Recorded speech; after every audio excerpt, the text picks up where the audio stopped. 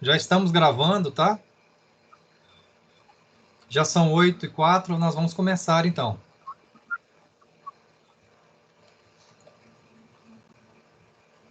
Bem, a atividade programada para hoje vai ser da seguinte forma.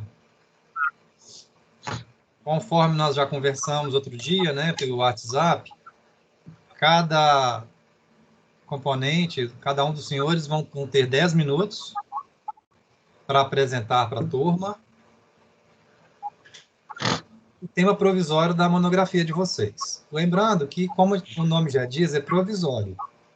Qualquer mudança pode ser feito, né? Claro, ao longo desse tempo. Lembrando que o nosso tempo também não é tão extenso assim.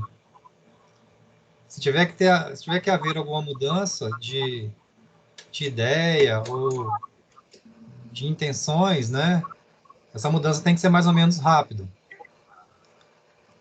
Porque a nossa ideia é que a gente defenda essas monografias no mês de março ou abril do ano que vem.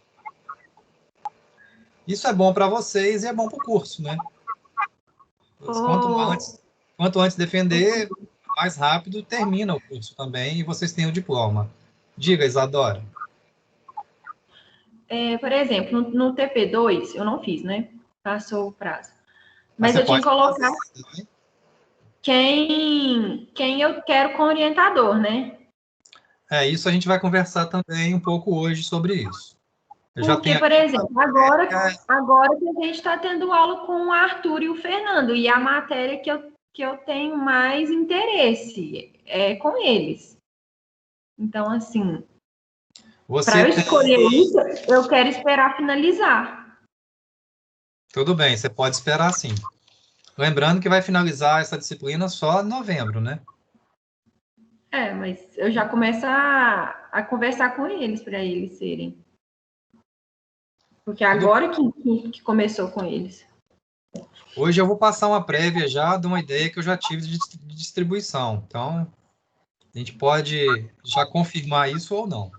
Porque tem colegas seus, Adora, que talvez já queiram começar realmente a conversar com o orientador, entende? Uhum. Tá? Então, nós vamos dar a sequência das apresentações. Na sequência que eu criei aqui, a ordem alfabética. Então, vem a Ana, Daniela, o Hugo e Isadora. Aí vamos fazer um intervalo de 10 minutos. Depois vem a Isis, Jussara, Marina e Rafael. Se algum destes não estiver presente, a gente salta e vem o próximo da lista. E esse você está apresentando o seu braço. Só o braço da Dani que está na imagem. Vai sair na gravação só o braço. Sobre as orientações, como é que funcionam? Isso também eu já comentei com vocês outras vezes, mas vou repetir. Cada orientador tem 10 horas de orientação com vocês e o contato pode ser feito direto com o professor orientador. Essas 10 horas é negociado vocês junto com o orientador. Talvez uma última informação, mas também eu já comentei. Lá para março, abril, na defesa, a banca é composta por 3 componentes. É o orientador, geralmente eu vou como coordenador, e mais um professor também do assunto específico de vocês. Então, são 3 professores. Isso também é do regulamento do curso, tá, pessoal? Mais alguma dúvida sobre a construção da monografia? Caso não houver, já vamos começar. Não, tá tudo tranquilo da minha parte. Sim. Qualquer dúvida, vocês vão interrompendo. Bem, então, pelo nosso combinado, quem começa aí é a Ana. Mais última coisa. Eu enviei para vocês uma ficha desse tipo. Eu não sei se vocês têm aí no Excel ou se imprimiram. Eu vou pedir para vocês darem um xizinho nessas carinhas aí. E eu vou fazendo a mesma coisa no meu aqui, só para depois não esquecer, para mim poder dar o total da nota de vocês. Eu quero dar total para todo mundo. Essa é a minha meta. Então, a palavra está com a Ana. Ana, você Ô, sabe Tuller, compartilhar? não tá dando para compartilhar, tá falando que só os organizadores e apresentadores da reunião podem compartilhar. É mesmo? Uhum. Nem brinca. Eu perguntei isso para a Tainá disse que estava de boa. O meu aqui também tá a mesma coisa, Tuller. Não consigo o botãozinho quando aparece essa mensagem aí também. Espera aí, então. Aí já é problemas técnicos.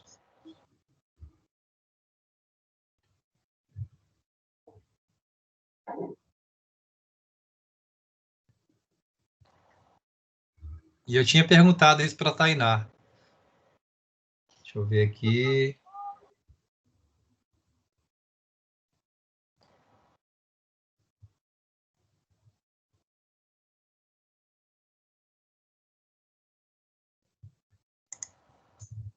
Ah, eu acho que eu já achei.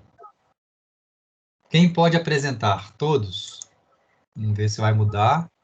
Mudou. Ah, ufa. Vejam aí, então. Espera aí que eu vou abrir Quase aqui. vocês se safaram, hein? Por um tris. Tá dando? Sim.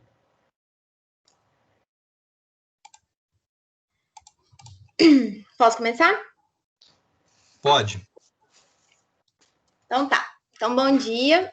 O meu tema é passarelas versus travessias semaforizadas para pedestres, eficiência no acesso às estações BRT no corredor Cristiano Machado, estudo de caso, Estação Ouro Minas.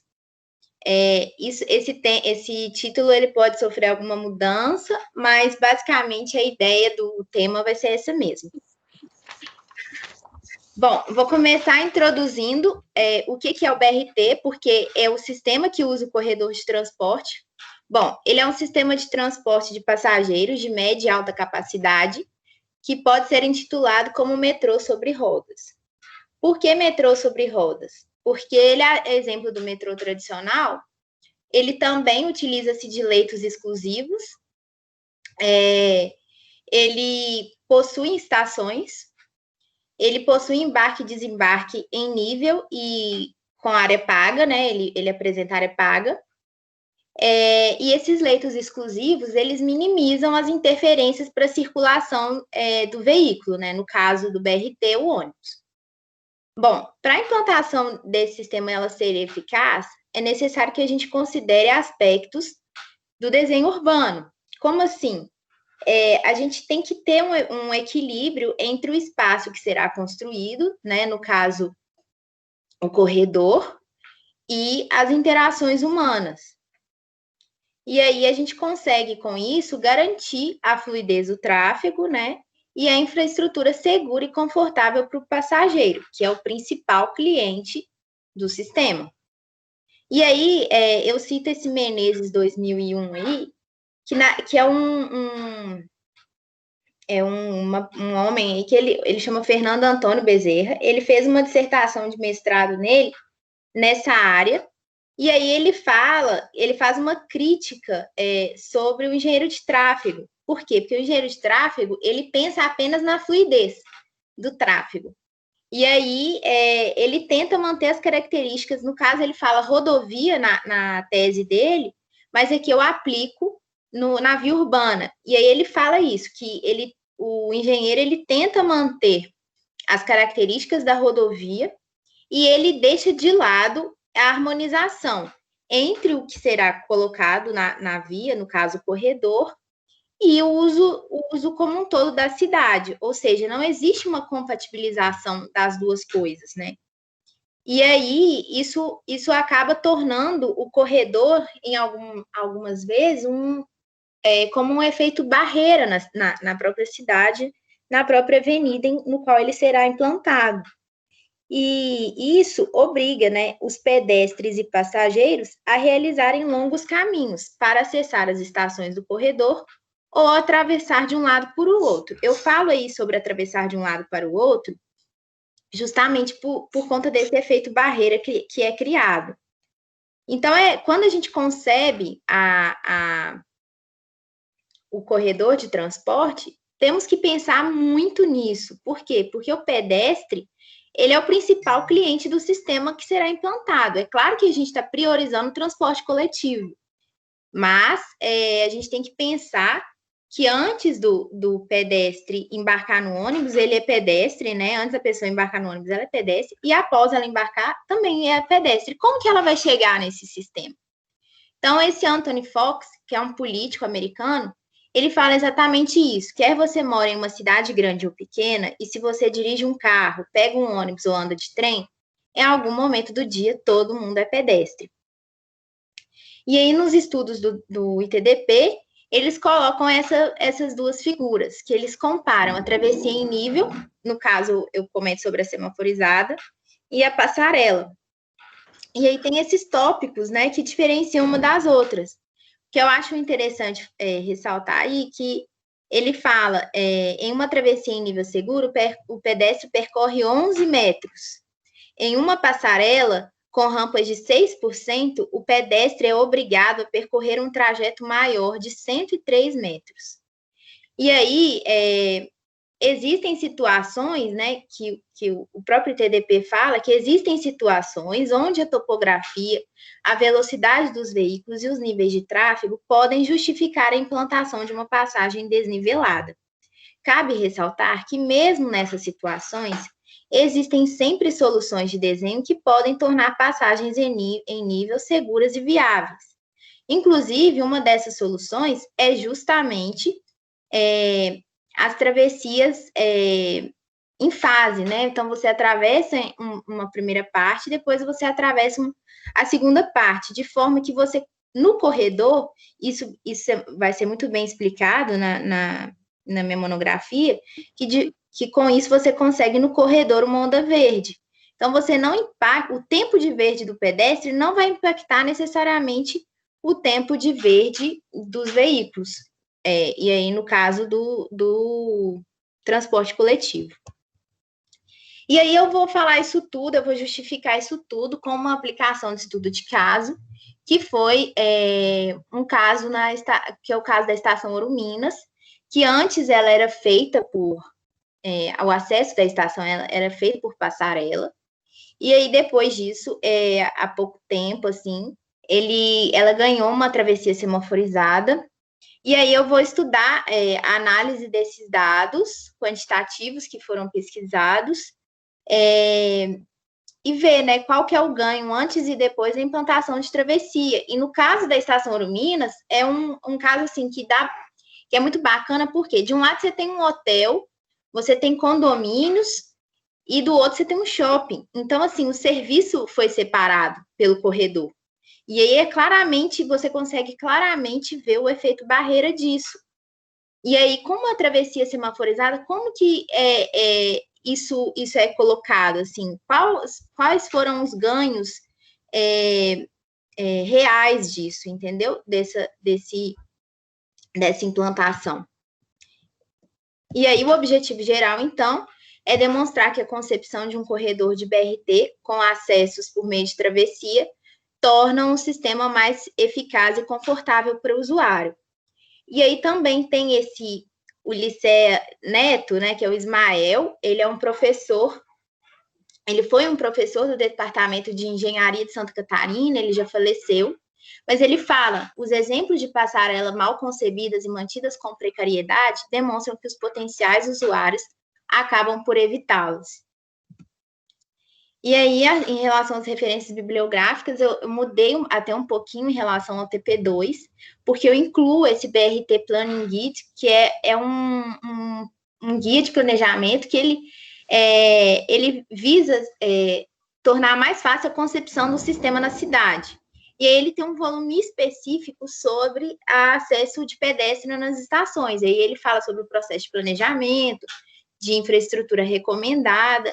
Então, eu consigo me balizar muito, muito em relação a esse volume desse guia. E aí, não muda muito em relação aos outros, né? Eu coloco esse acesso seguros, que a WRI que fez, ele coloca diretrizes para a qualificação dos acessos à estação de transporte coletivo. Nele, ele fala sobre diretrizes e ações que podem ser levadas em consideração. E uma coisa que ele fala é justamente isso, de você incluir as intervenções, você não deixar de lado os arredores das estações, ou seja, o que está no entorno. Como que se dá o planejamento do entorno também em relação àquilo que está sendo concebido na avenida, né? E aí, o outro é o desenho das cidades seguras, que são também diretrizes para o desenho urbano. Ele fala em alguns capítulos sobre essa questão de segurança viária, como os projetos podem promover a segurança viária. E aí, como eu já estou lendo algumas obras, tem esse Manuel Urs, que eu já até conversei com o meu orientador sobre ele, que ele escreveu alguns livros, né, sobre a mobilidade na cidade, como que ela é pensada, como que ela deve ser pensada e planejada. Então, eu pretendo incluí-lo também. E é isso. Muito bem, Ana. Cumpriu o seu tempo certinho. Cumpri? Cumpriu, 9 minutos. Muito bom. Oh, que ótimo. Eu achei muito curioso o seu tema, né? Porque às vezes você ataca uma discussão que é até contraditória, né? Muitas vezes a gente acha que é uma passarela que é o ideal, principalmente para a segurança do pedestre, né? Mas se esquece dessa questão da distância de locomoção, né? E alguns autores que eu tenho lido, eles falam exatamente sobre isso, que é um pouco de dualidade entre essa segurança do pedestre, que é colocada pela passagem em desnível, e será que realmente é segurança para o pedestre? Pois é, Será isso que eu vou... a travessia ela pode cumprir esse papel e até desempenhar funções melhores? Sim, sim, de acessibilidade, né? De acessibilidade, Essa exatamente. questão da segurança, eu vou ficar muito curioso com os dados que você tem, para justamente você provar no dia da defesa, né, que essa segurança não teve comprometimento. Mas aí deixa para a gente discutir isso mais para adiante. Eu gostei muito da sua justificativa, né? Ela justifica o seu tema. Eu acho que o seu tema é bem específico, porque você vai trabalhar num determinado local, né? Mas acaba se generalizando para outros locais. E o que você comentou da importância do entorno também, no caso específico de acesso às estações, isso eu acho bem bacana também. As três referências que você apresentou também são bem consistentes, e eu acho que vai dar match, vai dar jogo. Ah, que bom. E vem cá, quando você citou o orientador, no caso é o professor Renato? É o professor Renato, isso. Tá. E aí eu queria até conversar um pouco sobre isso, sobre possibilidade de ter co-orientador, porque depois da aula com o professor Arthur, eu vi que tem tudo a ver com o professor Arthur também. Tá, Então, assim, aí é possível de convidar, sim, o co-orientador, aí é uma conversa direta com o Renato, tá? não, Aí tem que beleza, haver uma parceria do Renato com o co-orientador, tá bom? tá certo. Tá. Então, nós vamos muito bem, parabéns aí, acho que deu certinho, Obrigada. Obrigada. tá? O próximo aí, pela sequência, é a Dani. Você tá a postos aí, Dani? Oi, estou. Tá acordada? Estou em processo. Então vamos. Eu tomei como é que chama? Um remédio ontem, Mas o muscular, remédio e não deixa tonto, não, né? Tomei lerda aqui, mas vocês não reparam. Relaxante muscular. Tá. Como é que eu faço para... Tem uma teclinha, tem um ícone aí que é tipo de compartilhar, procura aí.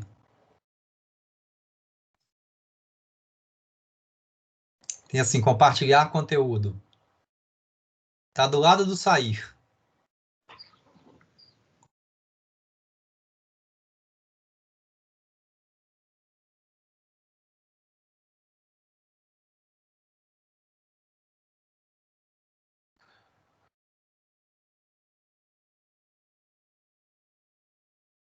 Eu acho que ela saiu, hein?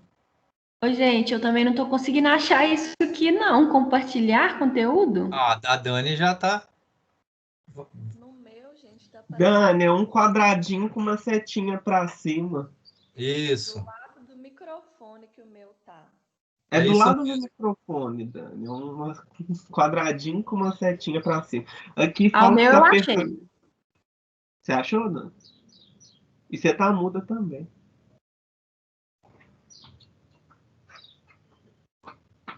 Ai, eu tava no mudo. Uai, gente, pois é porque eu tô com duas telas, agora eu não sei qual que vai aparecer. Ah, não, acho que vai aparecer a sete.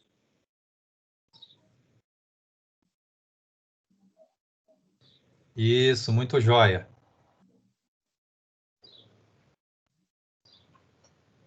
Deu? Estão Sim, vendo? Então, estamos. Então, seu tempo já está bom, contando, tá, Dani? ok. Bom, o meu tema, ele ainda está em fase de construção, mas a ideia é basicamente essa de evolução das análises de empreendimentos de impacto. O problema que vai ser levantado é se é válido utilizar modelos de outras épocas nos dias atuais. Porque a gente tem bastante bibliografia de modelos para cálculos de polos geradores de viagem, né? E nem sempre esses modelos são muito atuais, a maioria é de 1900 e bolinhas, assim, né? Então, será que ainda é válido utilizar esses modelos para o que a gente vive hoje em relação, né, à economia, socioeconomia? Será que ainda é válido esse modelo? Que aí o que entra um pouco da hipótese, né? As mudanças econômicas e sociais alteram o comportamento das pessoas em relação ao centro de consumo. Por exemplo, antes, na época desses que foram criados esses modelos, não existia nem o Uber, que é uma coisa super recente. Então, assim, ainda é aplicável para os dias de hoje, esses modelos que tiveram tantas mudanças econômicas, a gente já passou por tantas crises, né? A economia já melhorou várias de lá para cá também, em alguns momentos, então ainda é válido utilizar.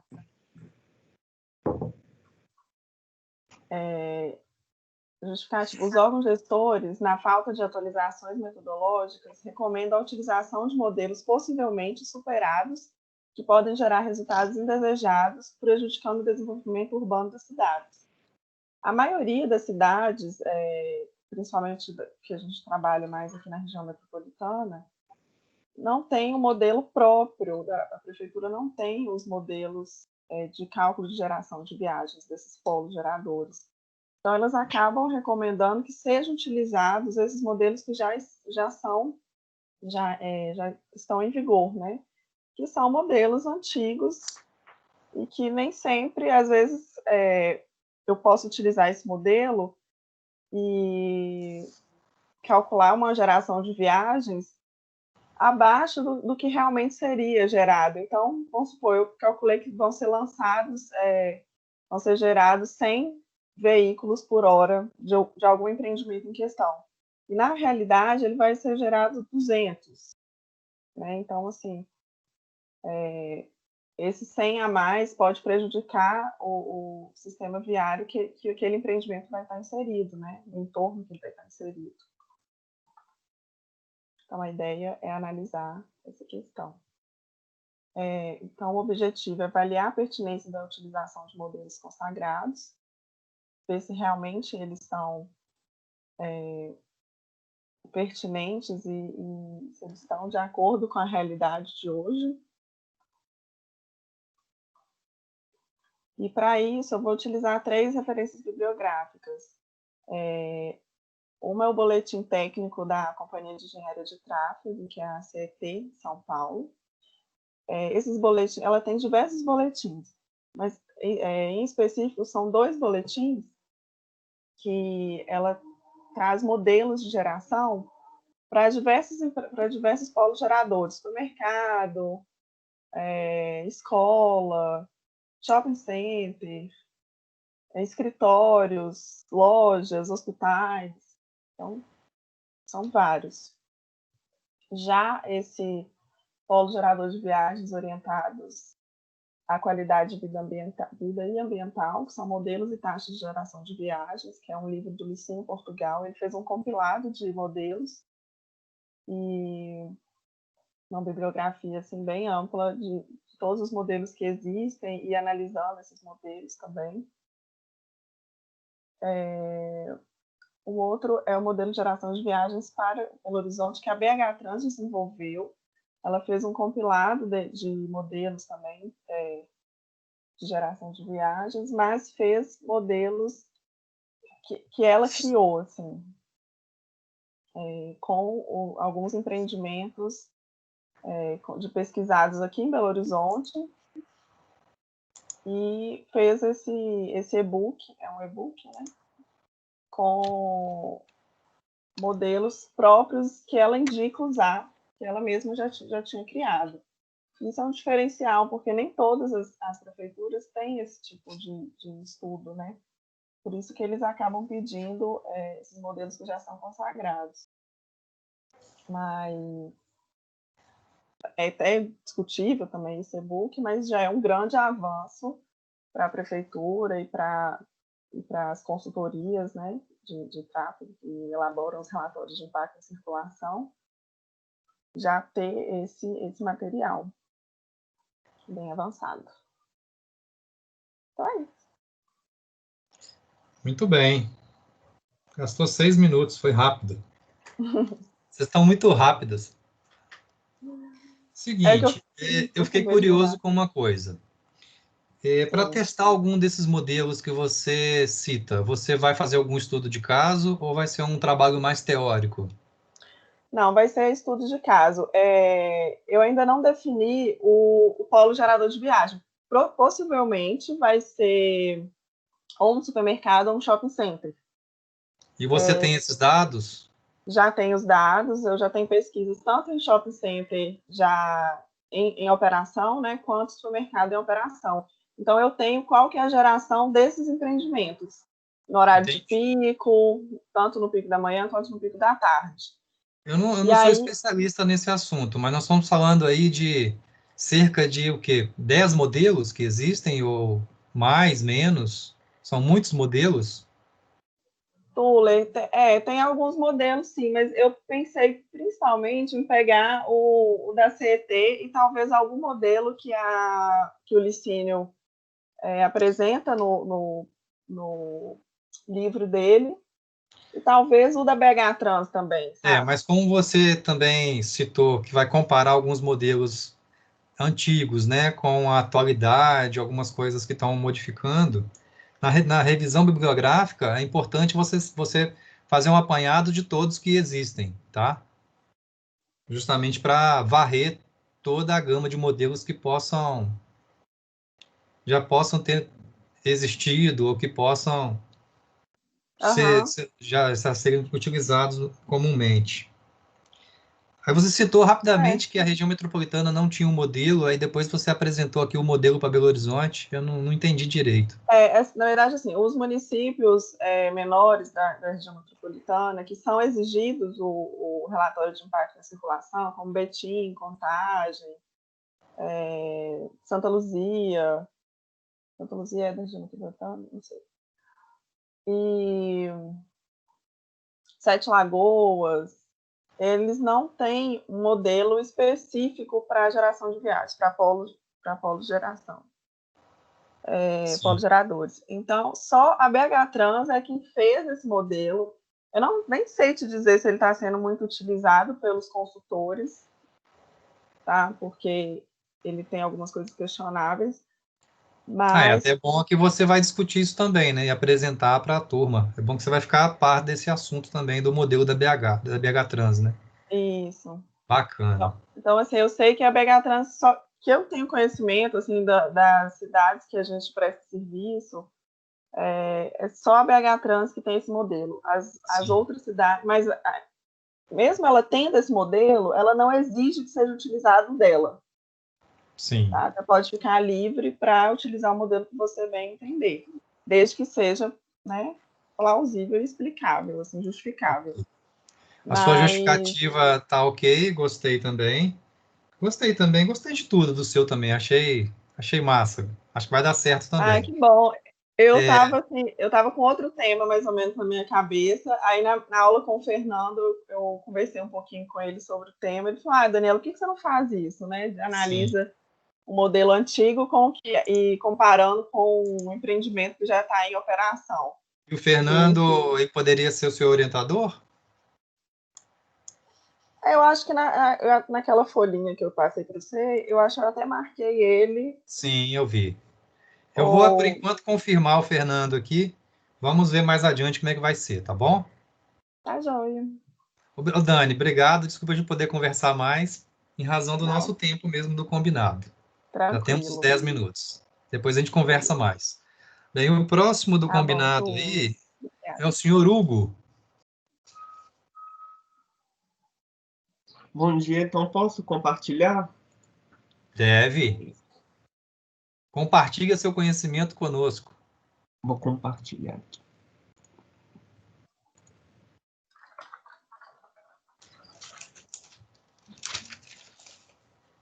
Não sei se já está aparecendo. Já está aparecendo? Já está. Tá, vem comigo.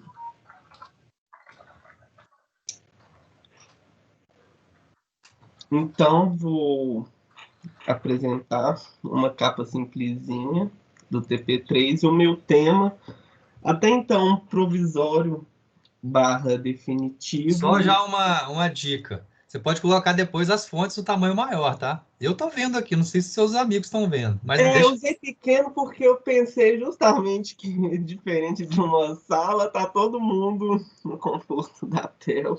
Então tá bom, É manda a ficha aí, porque desculpa eu fui interromper. printando da capa, então o meu tema provisório barra definitivo é uma análise diagnóstica da acessibilidade universal e seria realizado um estudo de caso no bairro Califórnia, no município de Belo Horizonte. É um bairro quase divisa com Contagem, que, devido à implantação de um grande empreendimento lá, esse é um critério que tem que ser levantado na região.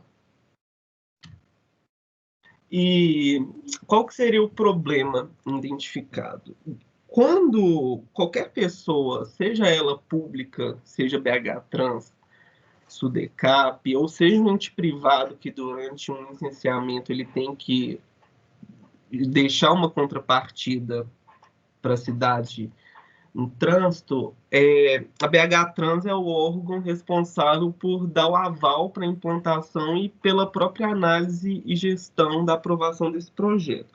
E para isso ela lançou em 2011 aqui em Belo Horizonte um manual que chama Manual de Elaboração de Projetos Viários para o município de Belo Horizonte, e lá ela cita quais são todos os itens que esse relatório tem que apresentar. E o que seria tratado especificamente na tese é um item que chama memória técnica, que nessa memória técnica ela fala que no projeto tem que ser levantado qual é a infraestrutura existente no local, um diagnóstico dessa infraestrutura. Se hoje ela já atende os parâmetros determinados pela norma de acessibilidade e, se não atende, qual será a solução adotada neste local. Porém, ela não deixa muito claro como que esse dado deve ser apresentado para análise. Então, de um jeito muito mais simples e que pode até funcionar para casos pequenos, apresentar esse diagnóstico em formato de texto. Mas para bairros muito grandes, fica um compilado de dados muito grande que às vezes pode prejudicar a compreensão, tanto por parte do órgão público, na hora de decidir quais soluções são as mais adequadas para o local. E qual que seria a hipótese? Então, juntar esse compilado de dados e filtrar. Por exemplo, filtrar como? Quais são as soluções que necessitam ação por parte do proprietário? porque a calçada, que é o grande problema para a acessibilidade dos pedestres, ela é de responsabilidade dos moradores. Então, tem que filtrar os dados de quais soluções vão depender da ação dos proprietários e quais soluções podem ser empregadas pelo órgão público ou pelo ente privado que vai fazer a implantação do projeto, para que possa ser coordenado uma implantação independente e que o órgão consiga gerenciar isso. De quais soluções ele pode executar e quais vão depender dos proprietários. E qual que é a justificativa? O IBGE, no ano de 2010, no censo, ele perguntou para as pessoas se elas tinham dificuldades em exercer uma dessas 4 atividades. Se elas tinham dificuldade de enxergar, ouvir, caminhar ou subir degraus. E cerca de 24% das pessoas alegaram ter algum tipo de dificuldade nesses 4 itens pesquisados. Na população de 2010, isso seria algo em torno de 40 milhões de pessoas, mas no ano de 2020, fazendo uma regra de 3 para a população atual, isso é um universo de 50 milhões de pessoas. Então, é um universo muito expressivo da população. 1/4 da população, mais ou menos, tem algum tipo de problema para exercer essas 4 funções. E, nesse cenário, tem a norma de acessibilidade, a BNT 9050, que ela diz que é desejável e é o certo a se fazer que toda pessoa consiga, no âmbito do ambiente público, exercer com plena autonomia as ações básicas de ir e vir pela cidade. Então, qual que é o objetivo geral da monografia? É analisar as condições de acessibilidade no bairro e classificar / filtrar as deficiências encontradas para que sejam facilmente identificadas através de imagens e mapas temáticos, bem como as possíveis soluções que serão apresentadas. E aquilo que eu falei anteriormente, se essas soluções elas dependem exclusivamente do ente público ou privado que vai exercer a intervenção, ou se, além disso, vai precisar do proprietário do imóvel algum tipo de intervenção na calçada. E quais vão ser as 3 referências principais utilizadas na monografia? É o próprio manual de elaboração, porque ele é o que tem hoje de guia do que deve ser feito, o que deve ser apresentado, quais pontos devem ser levantados. A norma NBR 9050, que já foi revisada esse ano com alguns parâmetros novos. E o que vai ser destrinchado da norma de acessibilidade? Porque ela trata de acessibilidade tanto em ambiente público como ambiente privado. Então, vai ser analisado os parâmetros externos que essa norma determina, que são compreendidos pelas calçadas e vias de pedestre, que ela tem que seguir os parâmetros básicos, que são inclinação transversal, inclinação longitudinal, dimensões mínimas e os rebaixamentos de calçadas nas interseções. E todos esses parâmetros têm a finalidade de a utilização de forma autônoma por todos os pedestres no espaço público. Essas dimensões, elas são pensadas, e eu não coloquei imagem, mas na norma para um cadeirante, por exemplo, consiga, ao subir, realizar o giro. Então, o ideal é que todas as calçadas, todos os pontos estejam dentro dessas dimensões. Mas como essa é uma norma federal, acaba que todo município ele tem uma especificação mais local. Então, seria o caso dessa outra norma, que é o padrão de passeios do município de Belo Horizonte, que também foi atualizado após a revisão da norma. E o que acontece? Por que essa norma vai ser usada? O Belo Horizonte existe um código de postura que diz quais são as funções e as utilizações que um passeio deve ter, para que o pedestre consiga circular com segurança, conforto e acessibilidade, em especial em áreas com grandes fluxos de pedestres. Então, por que é importante fazer essa análise? Como lá é um bairro que hoje exerce função basicamente local e vai ter um grande polo atrator no local, então, em dias de evento no local, ali no bairro Califórnia, vai atrair muitos pedestres. E essas calçadas, elas têm condições de receber esse grande fluxo de pedestre.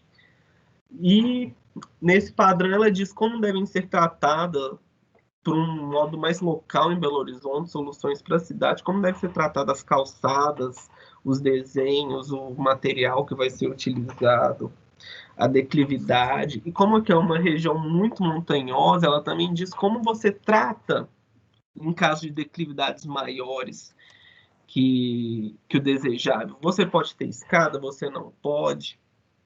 Então, junto dessas 3 normas seriam assim o balizador da monografia, no sentido de quais soluções são as mais ideais para o local, se é válido, se hoje lá já tem, se é necessário algum tipo de intervenção extra.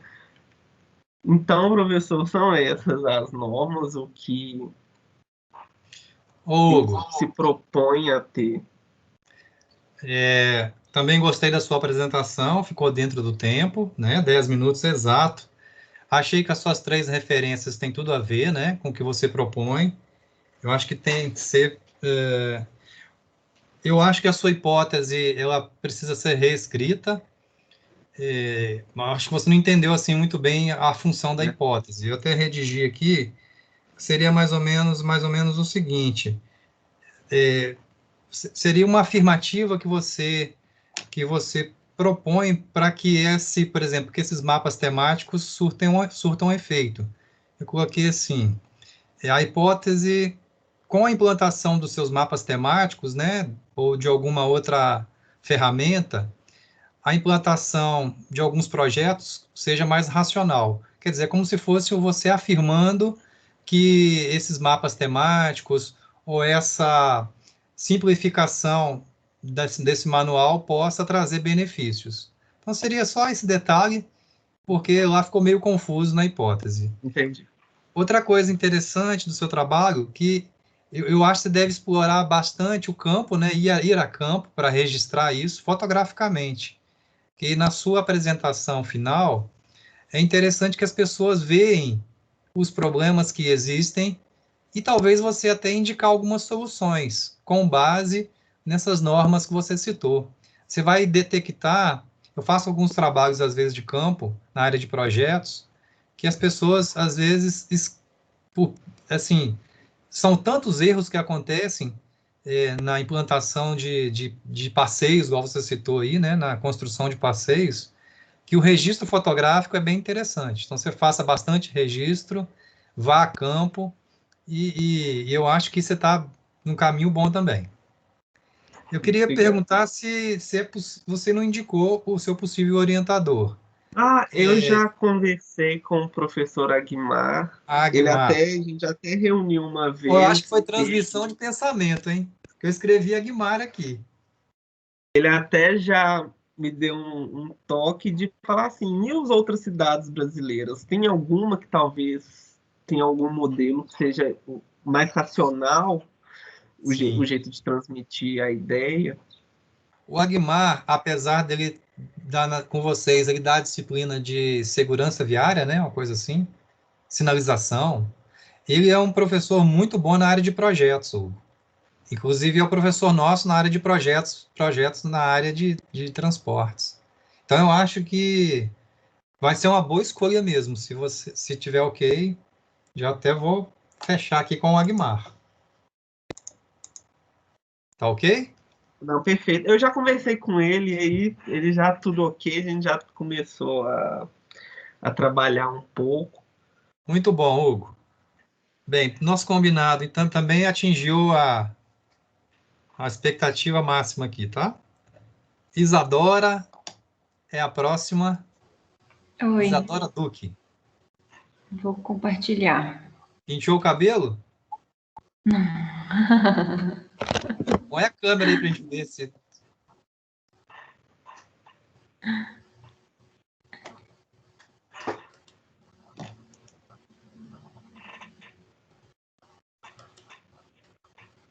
Deu certo? Ainda não. Não? Não, isso, tá aparecendo não.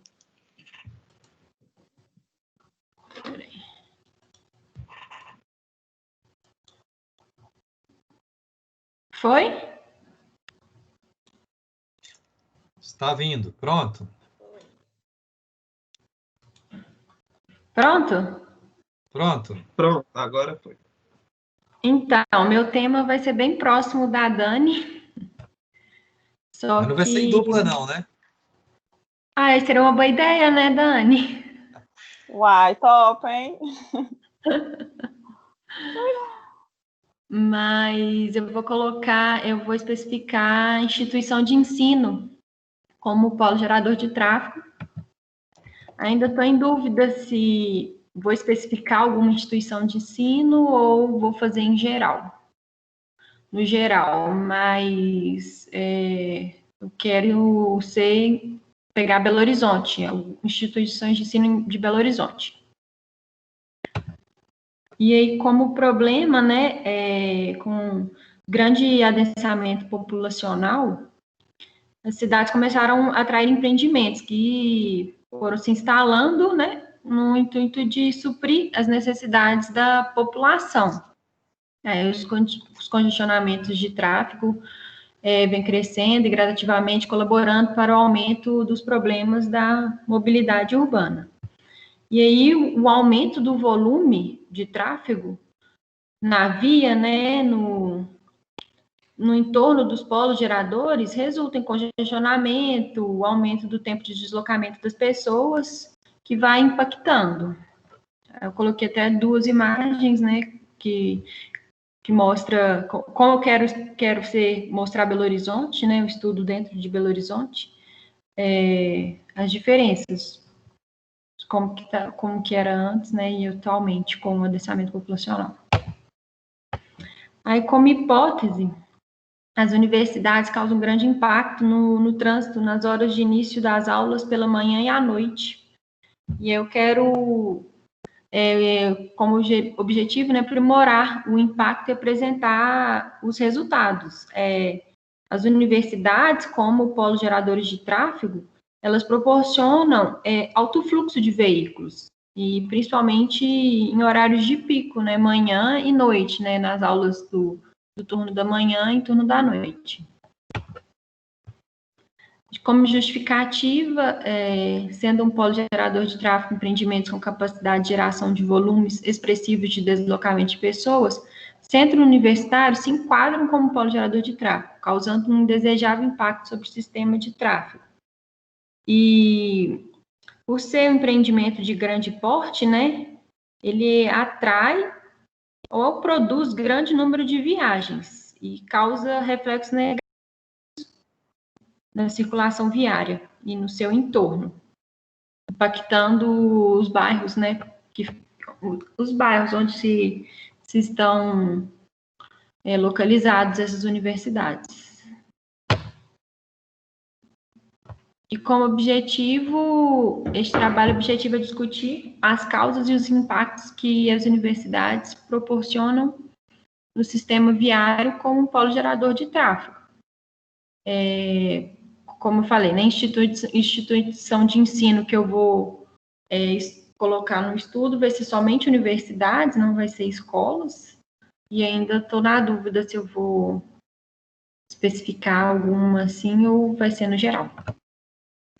E como referências bibliográficas que eu já estou estudando, eu gosto muito do Leandro, professor Leandro, lá da Federal, que ele abrange isso muito em algumas dissertações dele, que é essa de transporte alternativo, risco e possibilidades, reflexo sobre o caso de Belo Horizonte, e o manual de procedimento para o tratamento de polos geradores de tráfego, do Denatran. É umas que eu quero abranger bem para essa pesquisa. É isso. Mas você foi muito rápida. Tá doido? Foi muito rapidinha. Aí dá tempo de eu comentar bastante, hein?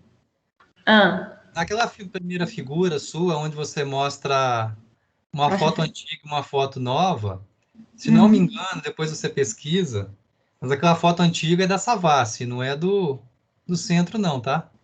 Então você está é? comparando duas coisas diferentes ali. Eu acho que a foto, que o pirulito da Praça 7 já foi o pirulito da Savassi. Então depois você só confirma. Uhum.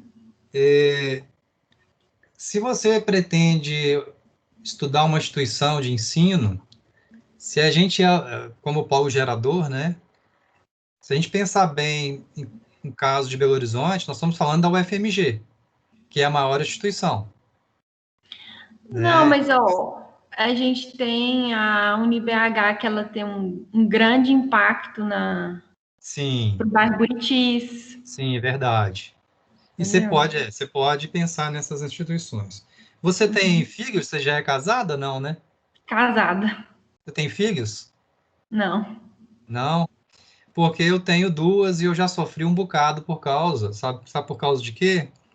De congestionamentos, em fila dupla, quando a Isso, gente parada. entrega e quando a gente busca Uhum. os nossos filhos nas escolas. Então, Uhum. muitas vezes, Isadora, não necessariamente é uma escola que você precisa ser grande. Se essa escola estiver no centro, exemplo, no Lee, o próprio Santo Agostinho, essas escolas mais centralizadas, elas têm um problema muito grande na entrega e na coleta dos estudantes e provoca grandes congestionamentos. Então, isso também você pode tentar pensar numa coisa desse tipo. Eu pensei em E universidade por causa dos turnos, né? sim, sim. Eu estou te dando opções, para você pensar Uhum. também na sua citação, né? Porque os Uhum. polos, não é só polos gerados, né? Os problemas que ocasionam da instituição de ensino não é só do polo gerador, mas sim do entorno. E também um Uhum. problema grave, que é a questão dos estacionamentos. Se você Isso. observar os- as residências que ficam em torno das escolas, muitas vezes ninguém quer morar perto de escola, Não. porque justamente é um entrave total. Você não tem vaga de estacionamento, você tem um fluxo muito grande de pessoas. Então, os problemas ocasionados por uma instituição de ensino, mesmo que seja de médio porte, são problemas muito graves. Isso você pode ilustrar no seu trabalho, não só citando a questão aí do turno que você comentou. Então, você acaba Uhum. fazendo um apanhado geral dos problemas que ocasionam a instituição de ensino. Que veja ali Uhum. no Cefet, né?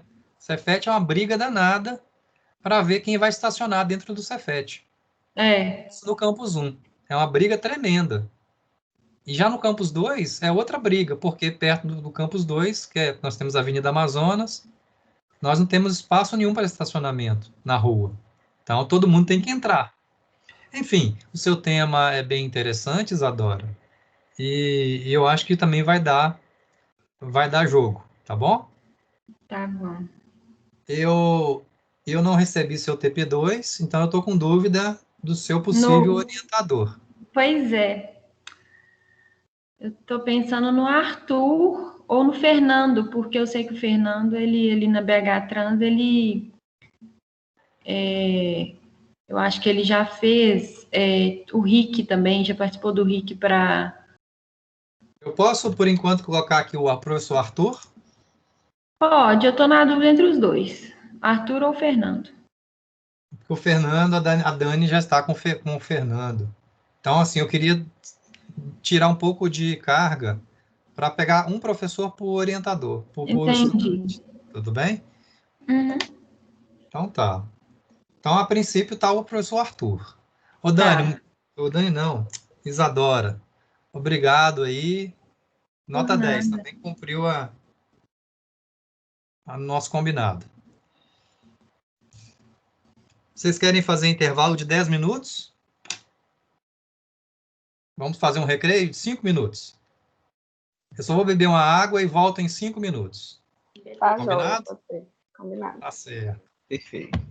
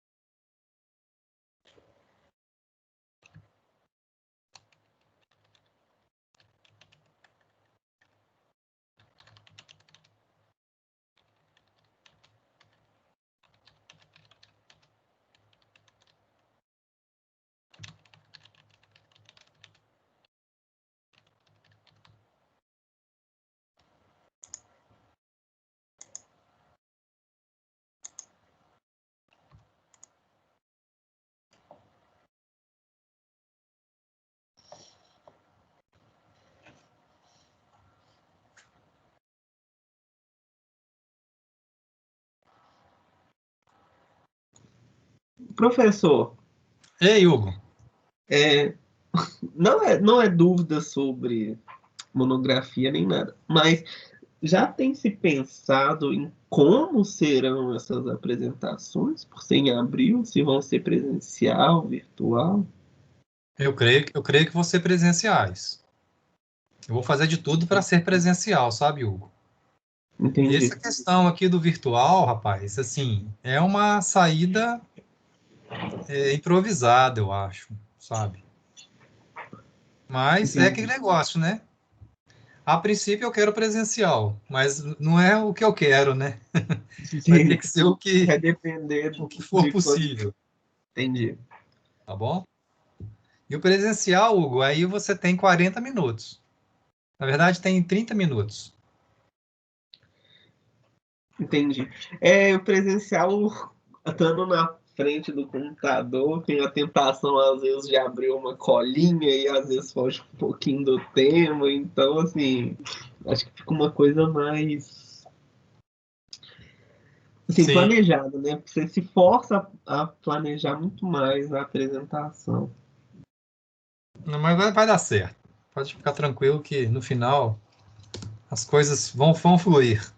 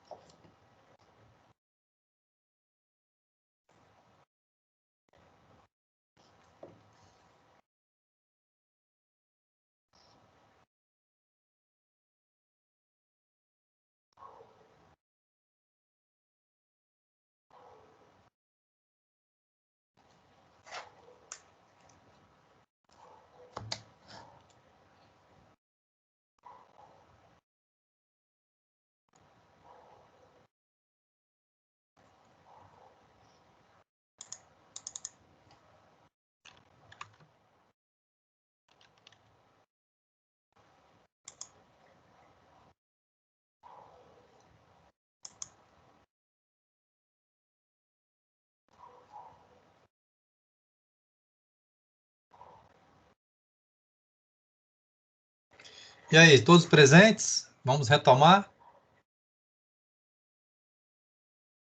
Podemos. Podemos, então. Então, na sequência, nós temos a nossa amiga Isis. Tá no jeito aí, Isis? Mas achei que eu seria a última. A última? Por que a última? Não, você tinha mandado uma lista lá de coisas que eu seria a última, mas tudo bem, vamos embora. Não, você é nesse momento. Pode ir. Tá, deixa eu colocar aqui.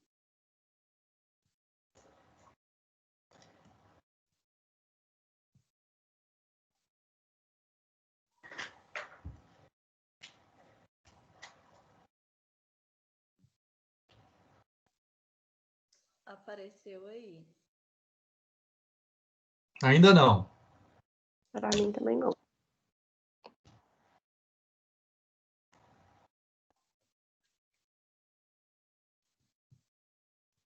Ah, tá. Partilhar.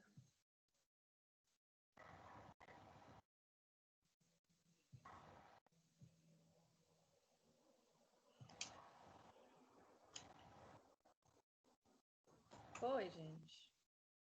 Foi? Cheio desses quadradinhos aí. Tem uns quadradinhos desses daí no meu banheiro, hein? Tá te dando dor de cabeça? Vai, manda a ficha aí, vamos ver. Então vamos lá. O meu tema, a princípio, né, acho que vai manter esse que eu gostei bastante. É o impacto da Covid-19 na demanda do sistema de transporte público coletivo de passageiros na região metropolitana de Belo Horizonte. Meu orientador é o professor André. Então, o problema é como a Covid-19 impactou na demanda do sistema de transporte público coletivo de passageiros na região metropolitana. As hipóteses são: a demanda caiu drasticamente em razão das restrições às atividades comerciais na região metropolitana, a fim de conter a pandemia, que é a óbvia, né? E eu coloquei uma também que eu acho que é relevante, que a demanda caiu drasticamente em razão da alta pressão negativa da mídia em relação ao uso do transporte público coletivo de passageiros, né? Nesse meio tempo aí de pandemia, já saiu vários estudos sobre o contágio dentro dos ônibus, né? Então, eu acho que essa pressão da mídia aí é bastante relevante também. O objetivo geral do estudo é analisar, né, como, de que forma a Covid impactou na demanda do sistema de transporte. A justificativa é que tudo, né, tendo em vista que a qualidade de vida de uma sociedade depende da acessibilidade dos deslocamentos das pessoas e bens, né, para atividades comerciais e educacionais, entre outras, né, só são possíveis quando a gente se desloca, né, e o que é realizado através do sistema de transporte. Em economias de evolução, como o Brasil, os habitantes realizam em média 2 deslocamentos por dia, né? Então, a gente imagina aí numa cidade grande, com população de 3 milhões de habitantes, são realizados 6 milhões de deslocamentos por dia. O surto atual da coronavírus apresenta ameaça na economia e de saúde global, né? Tanto na saúde quanto na economia. E até que a vacina seja desenvolvida, a estratégia que temos para controlar o surto é o distanciamento social. E isso desconecta amplamente, né, o tecido da rede social das sociedades humanas, principalmente nas áreas urbanas, né? De acordo com a ANTP, a pandemia é uma das maiores causas, mas não é a única, né? O sistema de transporte público ele já tem alguns anos que vem sofrendo aí uma queda significativa, né? Por meio de novas tecnologias, né? Não tem como entrar nisso agora, porque são muitas coisas. Mas isso afeta muito, né? Principalmente por causa do distanciamento da oferta de mão de obra com os locais de trabalho. Então, a importância do estudo, né, de uma forma geral, é que o transporte é vetor de desenvolvimento econômico e que sua desqualificação implica diretamente em destruição de fortes bases em que assenta o mercado de trabalho, além de impor sérias restrições à qualidade e atratividade da vida humana, né? As minhas 3 referências mais importantes são a ANTP, que ela elaborou um manifesto que foi de extrema importância, assim, até para eu querer fazer meu trabalho sobre o tema, que ela enfatiza de forma excepcional a importância do sistema de transporte público coletivo, né? Como que isso tem impacto direto na vida das pessoas, principalmente, né, daqueles que precisam do transporte, que não tem outro meio para se locomover. Escolhi também Ferraz e Torres, porque, no meu ver, são autores ícones em se tratando de transporte público urbano. Eles já escreveram vários livros e edições sobre o tema de estudo, né? No meu outro trabalho de monografia, eu utilizei bastante eles também. E o último foi o Eduardo Vasconcelos, que já publicou vários estudos sobre o tema, e eu priorizei a escolha dele como principal referência por trazer um estudo mais atual de transporte e mobilidade no Brasil. Ontem mesmo, na aula, o Arthur disse que vai pedir para a gente ler um livro do Eduardo Vasconcelos. Ele é bem famoso nessa área aí. E aqui são as demais referências que eu usei até agora. E é só. Volta a essa última transparência. Você acabou colocando muitas referências, velho. Sim, mas essa aqui é que eu usei no meu trabalho todo até agora, né? Ah, tá bom. Isso. As 3 principais são essas aqui. Tá. Veja só, Isis. Eu achei sua apresentação bem clara, bem interessante, bem direta, né? Gostei. Eu acho interessante desse tema. Eu vou falar um negócio aqui que pode ser viagem, mas vê o que você pensa disso. Quando chegar a defesa, lá para abril,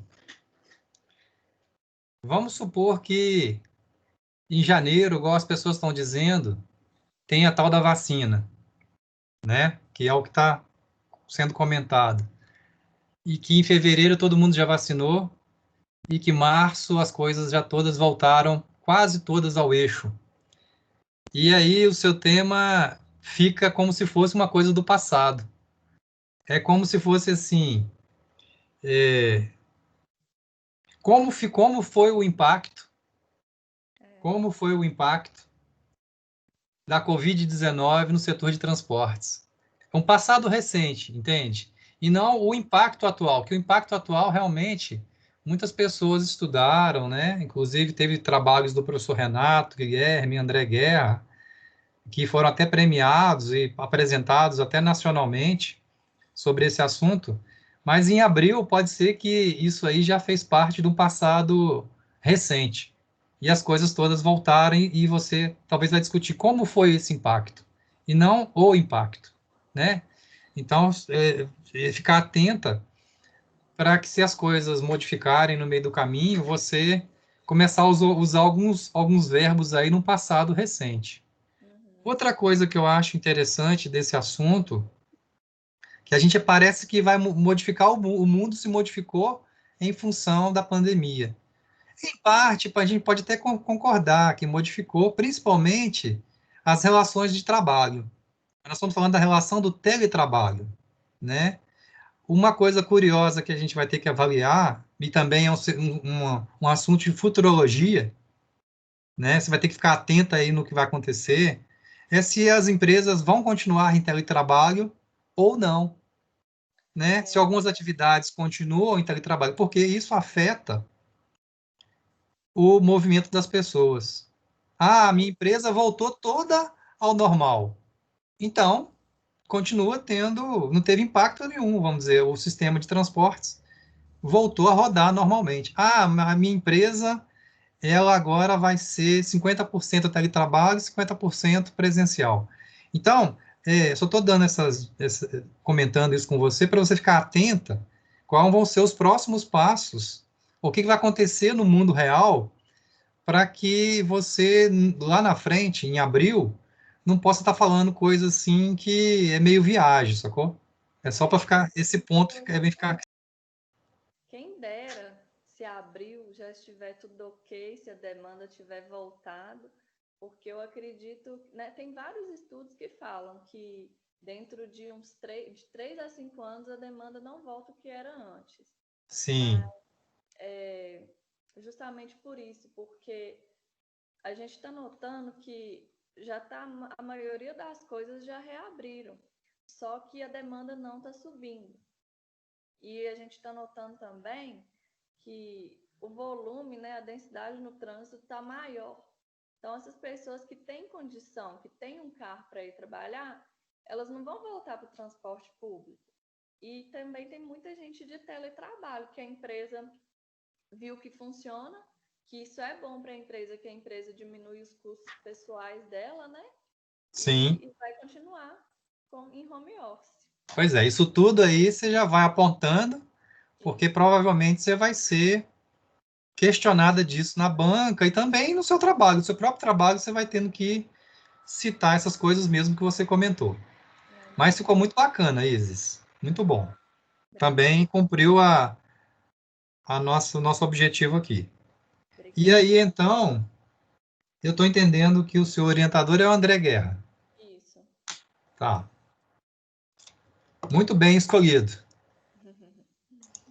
Bem, agora vamos à nossa amiga Jussara. Cadê a Jussara? Estou vendo aqui em cima. Obrigado, Isis. Agradeço. Professor, Diga. antes da Jussara começar, é porque a Ana caiu a conexão dela e parece que ela não está conseguindo voltar. Está com algum problema para ingressar na sala. assim, vamos pensar, assim, ela tente voltar, se ela não voltar, está sendo gravado aqui. Aí nós não podemos interromper. Tá bom, Hugo? Mas está anotado aqui a sua observação. Obrigado aí. Vamos a Jussara, por favor? Vamos lá. Vamos.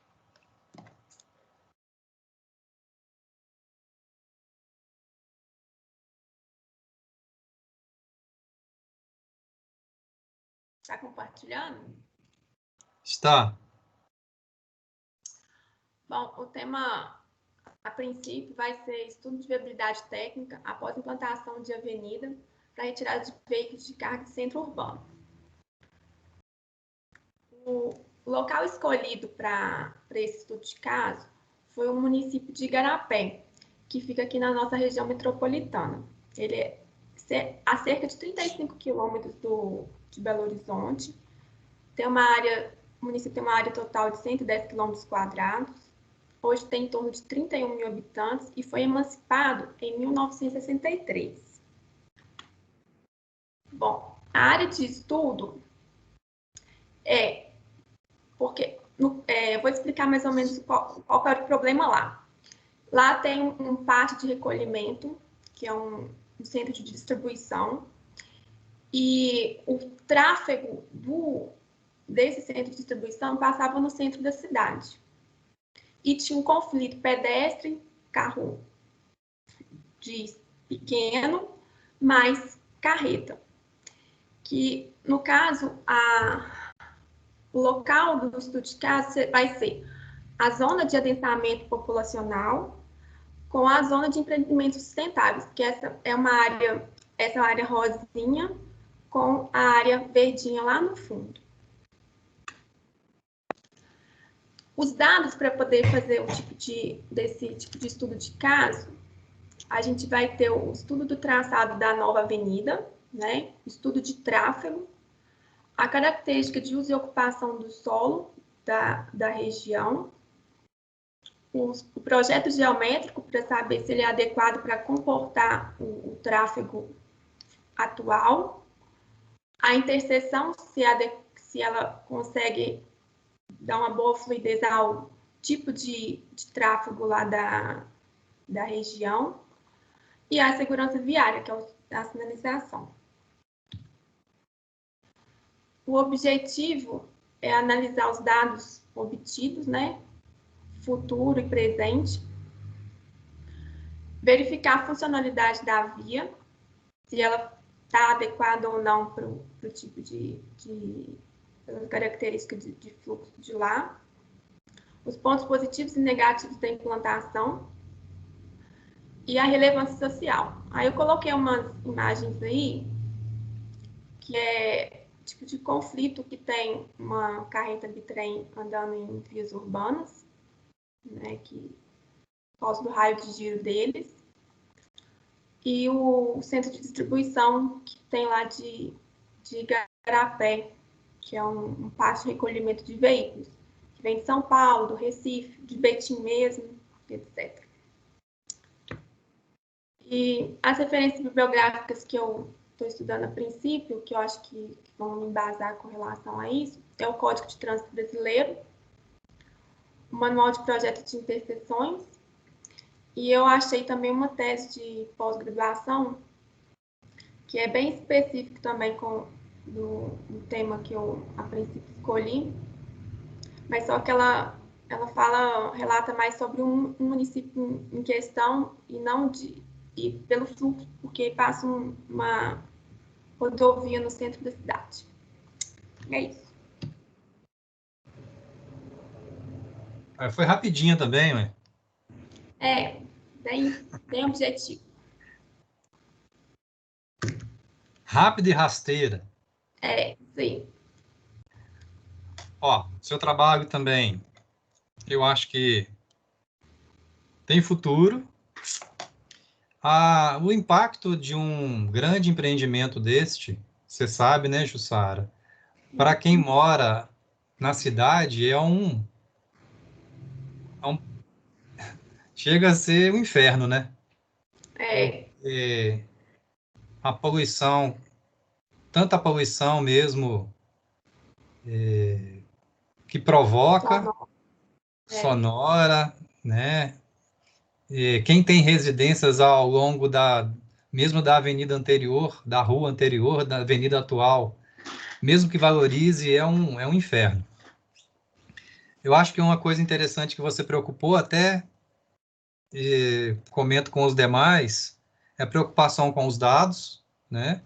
Fazer uma pesquisa sem os dados, pessoal, às vezes você faz a pesquisa pensando primeiro nos dados. Então, os dados são importantes, você ilustrou ali os dados que você vai utilizar. Aquela foto ali daquela carreta, caramba, hein? Que foto foi essa que você arrumou? Mas Realmente não é tá a de Garapé. tendo que fazer uma manobra gigante ali. Mas eu conversei com o secretário de obras lá do município e ele me falou que tinha esses problemas recorrentes lá. E geralmente era até com carreta carregada, né? Então, que é pior ainda. Você citou até uma coisa interessante. Se você teve essa conversa, eu não sei se foi virtual ou presencial, cabe também no seu trabalho uma entrevista, tá? Isso é possível. Você colocar umas perguntas e o sujeito ir respondendo, porque nada mais interessante que a visão de quem está no dia a dia, né? Uhum. Isso também você pode colocar como anexo, como apêndice do seu trabalho, uma entrevista que você fez. Isso é bem bacana, isso é enriquece bastante. O seu trabalho também é bem parecido com o do Hugo, carece também de bastante fotografias do local, é bem interessante, né? Pode trazer bastante coisa desse tipo. Eu tenho que definir algumas coisas ainda sobre o trabalho, assim, para poder depois ir no município fazer essa entrevista com os responsáveis lá, né? Sim. E ser bem objetiva, porque se eu for lá agora e não ter algum parâmetro, acho complicado. Depois tem que ficar voltando, né?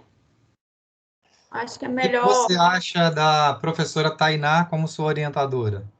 Eu estava pensando na Tainá mesmo. Você agrada da Tainá? Porque a Tainá é muito dedicada para esse tipo de assunto, ela também na parte de logística urbana. O que você acha? Né? Acho boa. Bacana. Eu também acho que você atendeu a expectativa da apresentação de hoje. Total, tá bom? Obrigada.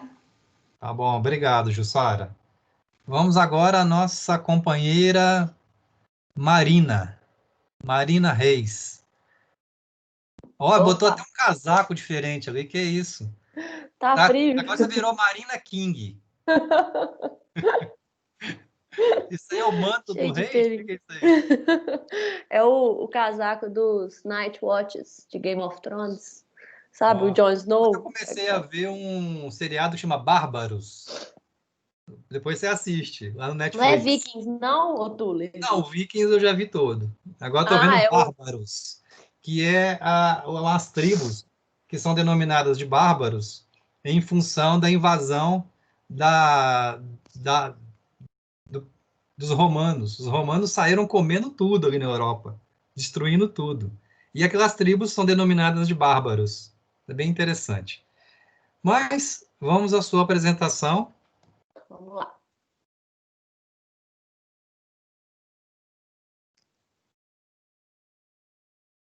Ixi, peraí.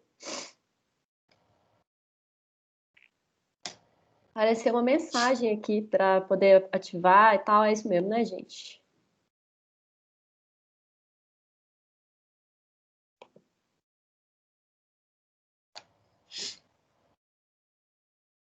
Tula, você está me ouvindo? Estou te ouvindo, mas estou te vendo, mas a apresentação ainda não. Tá falando aqui que eu vou ter que fechar o meu Teams para poder permitir que ele acesse minha tela. Alguém mais teve essa coisa aí, essa situação? Não, aqui foi normal.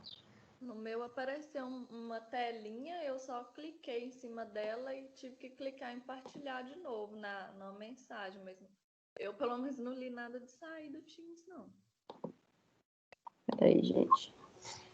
Todo mundo tem Windows? Sim.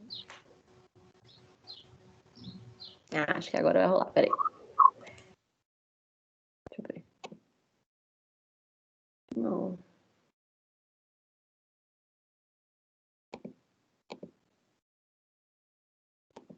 Estão vendo agora alguma coisa? Ainda não. Ainda não.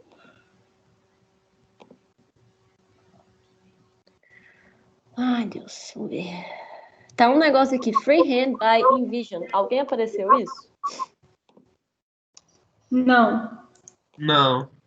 Opa, acho que Agora vai. foi. Ah, Oi? você botou seu casaco para homenagear esse macaco aí.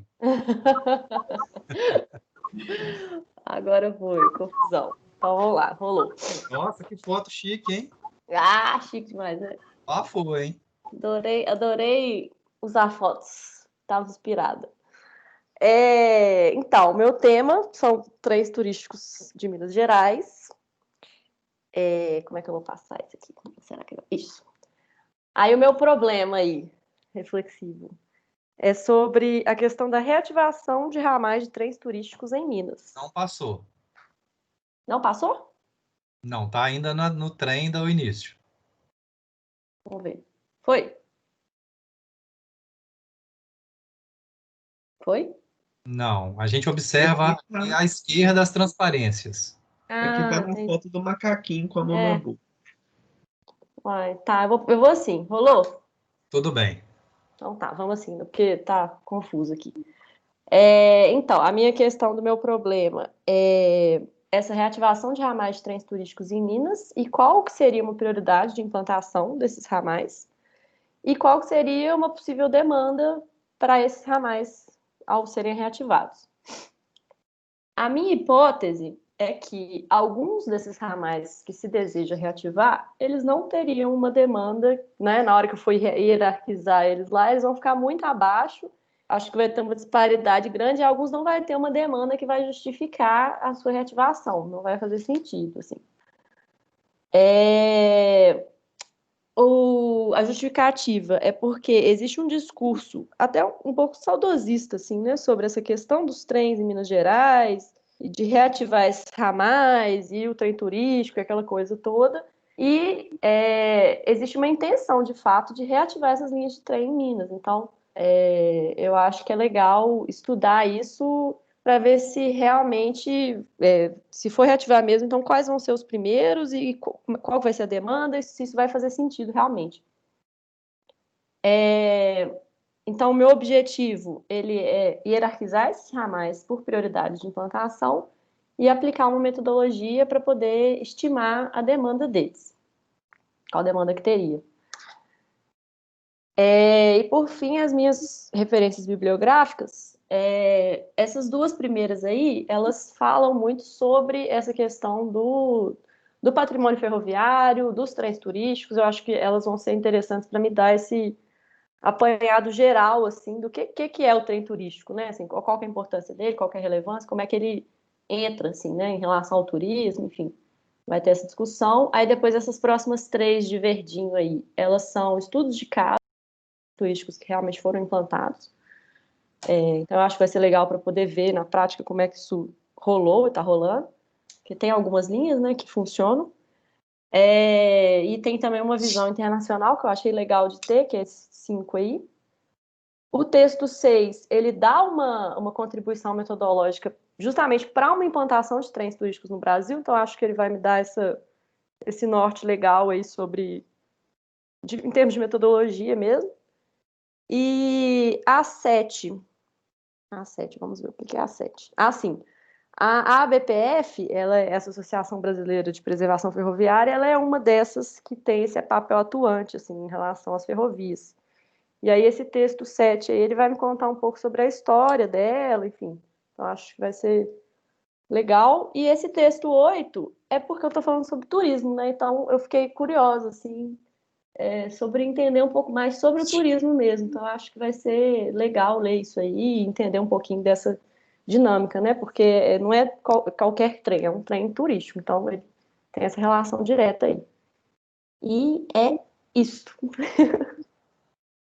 Bem rapidinho. Foi rapidinho também, mas foi bem claro na sua exposição. Seu tema, Marina, é um tema bem diferente, gostei demais. Ele ataca o problema, inclusive, sem nenhuma paixão, né? Porque as pessoas que trabalham com esse assunto, às vezes têm uma paixão que deixa as pessoas um pouco cegas. E você traz aí a importância da viabilidade econômica do uso desse transporte para o meio turístico. Acho bastante interessante. Eu lembro que lá no DET, a gente recebia, até que o pessoal deu uma sumida agora, recebia com muita frequência, eu não sei se você conhece, o pessoal da ONG Trem. A ONG Trem, eles tinham uma visão, eles possuem uma visão justamente para defender esse uso turístico das linhas, né, férreas, linhas de trem, e uma visão muito apaixonada. Às vezes eu passava perto da reunião, e eu não tinha nem paciência para sentar para escutar a reunião, porque eles eram filhos e pessoas relacionadas à rede ferroviária, então tinha um equívoco. Eu pensava assim, né? Não sou especialista também, né? Mas eu, como leigo, eu via que eles estavam viajando na maionese. Quando eles estavam propondo alguns trechos ferroviários para uso turístico, mas que não tinha demanda. Quer dizer, não faz sentido nenhum. Lógico que, não sei se você já passeou na Europa, isso já é uma coisa muito mais natural, também pela rede que já está implantada. E é realmente um sucesso. É muito agradável, muito aprazível fazer um turismo ferroviário. Eu me lembro também, quando eu morei em Curitiba, que tem um passeio ferroviário para Paranaguá, que é muito aprazível. É uma disputa até para a gente descer para o porto de Paranaguá, aonde tem a cidade de Morretes. Não sei se você já ouviu falar desse trecho, que é bem disputado e bem interessante.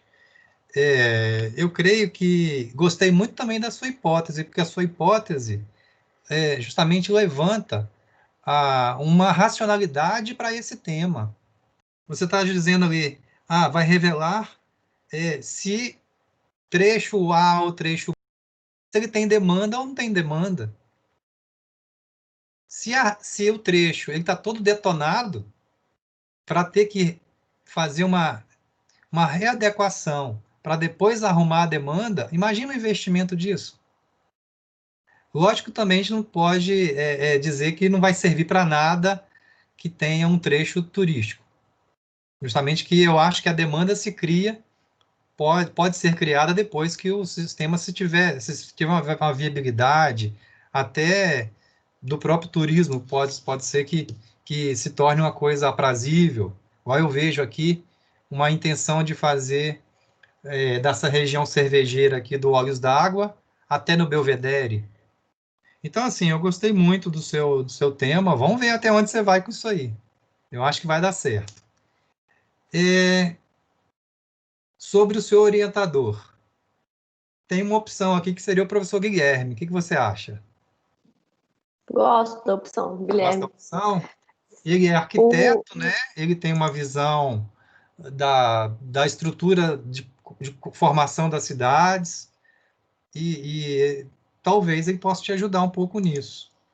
Sobre esse assunto tão específico aí de ferrovia, eu já não sei se ele vai entender, mas eu acho que eu agradei muito. Eu estava em contato mais com o Renato sobre isso, mas eu até coloquei os dois mesmo como opção. Aí eu acho que está tendo esse critério de organização aí de não colocar dois com o mesmo orientador, né? Eu acho que a Ana talvez não tenha essa segunda opção, então acho tranquilo ser o Guilherme, eu gosto do Guilherme. Daqui a pouco eu tenho que conversar com o Rafael ainda, que o Rafael é um que não definiu também o orientador. Mas eu vou conversar daqui a pouco com o Rafael, né? Porque essa coisa da paixão, assim, é uma motivação legal, porque até os próprios textos, né, que eu já comecei a ler e tudo, sempre tem a coisa, né, do saudosismo muito grande e tal, que eu, em parte, até eu me identifico, eu acho bacana, mas eu acho que tem que partir para uma coisa mais prática mesmo, né? Então, mais técnica, né? Quem vai viver de brisas, né, Marina? Exatamente. Mas beleza, muito bom. Também cumpriu aqui nota total. Vamos ao último, nosso candidato aí, o senhor Rafael. Então, bom dia. Bom dia, Rafael. Eu vou colocar aqui.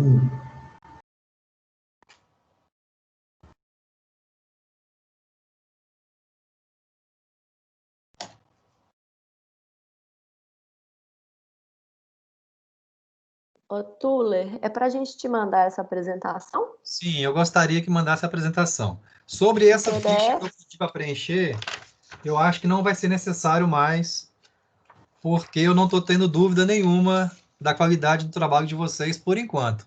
Eu não sei do Rafael se eu vou ter dúvida ou não. Mas dos demais não precisa enviar, apesar de eu ter dito que precisava enviar essa ficha, não precisa enviar mais. Mas a apresentação eu quero que envie, tá? Beleza. E PDF ou PowerPoint? Como você achar melhor. Pode ser, tanto faz. Vocês estão vendo aí? Está vendo aí? Estamos vendo. Estamos vendo.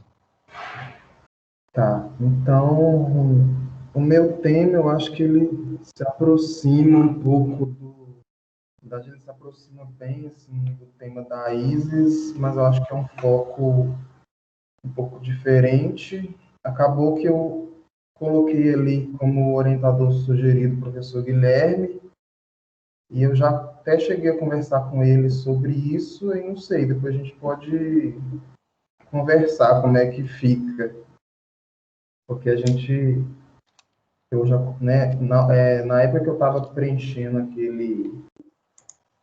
o formulário, eu ainda não tinha visto muito isso, mas aí depois, no meio tempo, aí eu conversei com ele e a gente conseguiu chegar mais ou menos num acordo. Mas então, meu tema seria análise da variação da demanda e da oferta no sistema de transporte coletivo por ônibus metropolitano da região metropolitana de BH, causada por ações do poder público durante a pandemia de Covid-19. Né? Então, qual que é o problema, né, que eu estou pensando em tratar? Esse tema também não é definitivo, né, mais um esboço, mas seria assim: quais foram os efeitos das ações governamentais na demanda e na oferta do sistema de transporte coletivo por ônibus metropolitano durante a pandemia de Covid-19? Isso aí é porque a gente sabe que, já pelos estudos que foram publicados, que o ponto de start, né, vários dos pontos de start da diminuição da queda da demanda e da oferta nas cidades foram ações governamentais, né? Uma decretação de quarentena, né? Coisas desse tipo. Decretação de calamidade pública. Então, e aí, com o passar do tempo, essa demanda e a oferta, elas foram variando de acordo com que os governos iam indo e voltando nessa questão da quarentena, da calamidade, né? E aí eu queria olhar um pouco disso, porque tem a ver com a minha formação também da administração pública. A minha hipótese em relação a esse problema é que as ações tomadas pela Prefeitura Municipal de Belo Horizonte tiveram mais efeito na variação da demanda e da oferta no sistema de transporte coletivo por ônibus metropolitano na cidade da RBH que as ações das prefeituras das próprias cidades do Estado ou da União. A hipótese, ela ilustra o quê? Que a Prefeitura Municipal de Belo Horizonte, né, o que a gente teve aí de contexto político é que Belo Horizonte ela optou por se isolar, né, em relação às outras cidades, às políticas da União e do Estado quanto à pandemia, e ela foi por um caminho muito diferente, e a minha hipótese é que as ações da Prefeitura sozinha influenciou na demanda e na oferta de transporte público em toda a região metropolitana. E aí eu vou estudar essa hipótese de acordo com os dados de bilhetagem e de rodagem dos ônibus da rede metropolitana, né, que é operada pela CEINFRA hoje. Eu já tenho um acordo para conseguir esses dados, e também com pesquisa, colocando assim no tempo esses atos governamentais que foram acontecendo ao longo do tempo aí durante a pandemia. E juntar um com o outro e ver quais foram os efeitos. A justificativa, né, é que existe uma relevância que é inegável da pandemia na vida de todas as pessoas, e como ela criou um cenário que foram possíveis realizar vários experimentos sociais pela primeira vez em larga escala, né? Há estudos em desenvolvimento sobre a Prefeitura de Belo Horizonte, o sistema de Belo Horizonte e também de outras cidades, mas pelo menos não tem conhecimento de uma visão do sistema metropolitano de ônibus operado pelo Estado de Minas Gerais. E mais do que uma simples análise de variação de demanda e oferta, o estudo ele contribuiria se utilizando os dados da experiência da pandemia para avaliar a capacidade dos diferentes atores do poder público na região metropolitana de influenciar nas decisões sobre transporte da população local durante a pandemia e, quiçá, também, eu não sei se eu consigo fazer, mas em outras situações, né? Qual seria a influência de cada um nessa dinâmica aí mais política mesmo do negócio. O objetivo geral é comparar os efeitos das ações de diferentes atores do poder público na variação da demanda e da oferta no sistema de transporte coletivo por ônibus metropolitano em cidades selecionadas da região metropolitana de Belo Horizonte.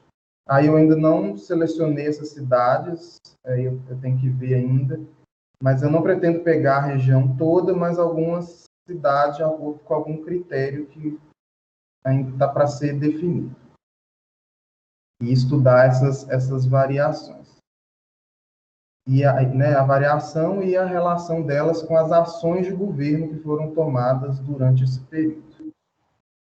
Algumas bibliografias, né, que eu peguei. Primeiro, essa nota técnica que chama Mobilidade Urbana e Ações de Combate à Covid-19. Então, ela é basilar. Ela foi uma nota técnica apresentada pela COP, lá da Universidade Federal do Rio de Janeiro, à Secretaria de Estado de Transporte do Rio de Janeiro, com vista à retomada das atividades sociais, econômicas e culturais pós-Covid. Aqui, nessa nota técnica, ela traz várias ações do governo que foram tomadas e também sugestões, né, e contextualiza o cenário da pandemia nesse meio do transporte público no Brasil e no mundo. Então, ela traz essas ações, traz propostas, então ela seria, para mim, um guia, assim, do que é que eu vou procurar em relação a ações governamentais que influenciam o transporte durante a pandemia. A segunda bibliografia é um artigo do próprio professor Guilherme com o Douglas Sattler e o Rômulo Rico Filho, que também trabalhou na nota técnica. O título é Estrutura Urbana e Mobilidade Populacional, Implicações para o Distanciamento Social e Disseminação da Covid-19. Então, esse artigo ele analisa, por meio do método de indução, as possíveis influências da estrutura urbana de algumas das metrópoles mundiais. Então, aí ele vai mais pelo desenho da cidade, né, mas também tem uma boa referência em relação ao transporte e o relacionamento do transporte, a estrutura da cidade com a Covid-19. E, por último, um paper internacional, que é o Spatial Transmission of COVID-19 via Public and Private Transportation in China, né? Então, ele é de cientistas chineses que cruza dados epidemiológicos da disseminação dos casos da Covid a partir de Wuhan para outras cidades do território chinês com a frequência de viagem de 3 modos de transporte coletivo, ônibus, trem e avião, e sua distância de Wuhan. Esse artigo ele mostra aí claramente a importância das ligações por ônibus entre, né, os diferentes locais e o tanto que isso influenciou na disseminação do vírus lá na China, né? Então, essa influência sobre a demanda e a oferta do transporte pelo poder público, ela se revela importante também por causa disso, porque o ônibus, ele é um vetor de pessoas, então, por isso, ele é um vetor também do vírus da Covid-19. E aí, eu ainda estou pensando, assim, montando, mas seria mais ou menos esse desenho que viria para a minha monografia. E é isso. Bem, Rafael, também você cumpriu o tempo. Seu tema também é bem interessante, porque foca justamente as ações governamentais, né? Uma coisa interessante que você teria que ter, talvez você tenha, é de cada ato governamental, no caso da prefeitura, você ter essa data, né? A data específica, para justamente você imediatamente comparar com o reflexo disso na bilhetagem. Então, você teria que fazer uma cronologia. Foi implantado, foi adotado tal procedimento ou tal ação governamental. Qual foi o impacto disso 3 dias depois? Então, é um dado muito quase em tempo real. Para justamente você conseguir medir se a ação governamental teve esse impacto que você está dizendo. Isso, se você tiver esse dado, vai ser bem interessante apresentar isso em gráficos. Outra coisa curiosa também, e eu acho que você apresenta nessa última referência sua, e que é pouco discutido, eu acho, às vezes, que é até uma curiosidade que a gente tem, é se a ação governamental realmente surtiu efeito, né? Porque a gente faz uma ação governamental para esse tipo de problema, é para reduzir as curvas no caso de contágio, as curvas de contaminação. Então acaba, mas tem o distanciamento vai acabar, vamos dizer, fazendo com que as pessoas peguem menos o tal do Covid. Mas será que isso foi refletido nas curvas? Porque se não foi refletido nas curvas de contágio, isso aí não fez alteração nenhuma. Então, talvez você tenha que também... É bem complicado isso que eu vou dizer, mas talvez tenha que cruzar essa bilhetagem e essas ações com alguns gráficos de infecção, para justamente você afirmar se teve impacto ou não. Porque a gente, vamos dizer, muita gente fala assim, o Calil, né, que é o prefeito, é um teimoso, que ele pegou e fechou a cidade. Mas será que realmente ele não tinha razão? Só a gente ficar falando isso da boca para fora? Talvez ele tinha estudos, ou ele tinha pelo menos a percepção, ou ele tinha a dica do secretário de saúde, falando, o prefeito, faça isso que isso vai ser bom. Mas isso talvez foi muito na intuição. Para realmente a gente comprovar se isso surtiu efeito, você vai ter que talvez ir nas curvas de transmissão, se teve aumento ou não de transmissão. Eu acho que é possível, sim. Assim, você entendeu onde eu estou querendo comentar? Sim. E a gente tem, por exemplo, ainda, né, eu não tenho isso ainda tabulado, né?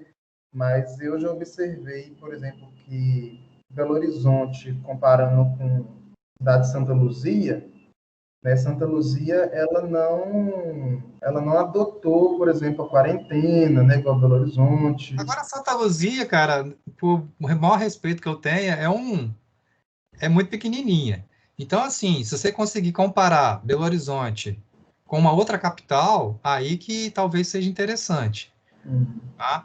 Eu acho que Santa Luzia é interessante, mas não tanto. Santa Luzia tem mais de 200, assim, em relação a Belo Horizonte, ela é pequena, né? Mas ela é uma cidade Pode ser grande. considerado. Mas se você considerar uma cidade igual São Paulo, nossa, já pensou se eu tiver uma coisa desse tipo? Né? Mas tudo bem, eu acho que você captou aí a mensagem do que eu comentei, e se você conseguir responder que aquelas medidas loucas lá do Calil surtiram efeito, parabéns para ele. E tanto é que ele está bem com popularidade, né? Você vê que, querendo ou não, a população, mesmo às vezes não concordando muito com uma atitude ou outra, ele vai ser praticamente reeleito, né? Então isso é também um retrato, né? Ele pode ter acertado mesmo com a teimosia dele. Eu não sei se a gente consegue responder, né? Mas é por esse lado aí que eu quero ir, assim, pelo menos dar uma contribuição nessa discussão. Sim, bem bacana. Também atingiu a expectativa, Rafael. Muito bom. Obrigado. Pessoal, eu vou aqui agora compartilhar essa tela. Já estão vendo aí? Sim. Então, aqui eu tenho já os temas de vocês. Talvez tenha alguma correção ou outra que eu tenho que fazer aqui no texto, mas basicamente é isso. Aqui, Marina. Tá me escutando, Marina? Tô. Eu coloquei Guilherme ou Renato. O que você acha? Eu tenho que talvez conversar com os dois. Eu já tô com uma conversa iniciada com o Renato, Tuller. Com o Renato? Eu Já posso que falar com o Renato, então? pode. Porque eu achei que Fica tava dois essa com o coisa Renato. eu achei que tava uma coisa de não querer ficar isso, mas já que vai ficar dois, ou o Guilherme com No dois, ou o máximo Renato com dois. dois. Então, E vou beleza. deixar aqui o Rafael com o Guilherme, tudo bem, Marina? Beleza. Então aqui são as pessoas. Hoje é sábado, né? Na segunda-feira eu já vou entrar em contato primeiro com eles, com os professores, já adiantar esse combinado. E tem também aquela questão, né, pessoal? O professor pode falar assim, eu não quero, eu não posso. Pode acontecer uma situação dessa, né? Eu creio que não vai acontecer. Mas se acontecer, eu converso depois pessoalmente com cada um de vocês. Mas eu creio que isso aqui vai dar certo. Ô, Tuller, Ei, quando que é a previsão para a gente iniciar? A apresentação é março, né, que você falou? eu creio que vai ser março ou abril. E a disciplina, As no caso, apresentações... Pode falar. a gente tem 6 meses? Começando agora, vamos dizer, então no final de outubro, teria novembro, dezembro, janeiro, fevereiro, março, talvez a apresentação em abril. Você acha que está muito apertado? Tô achando.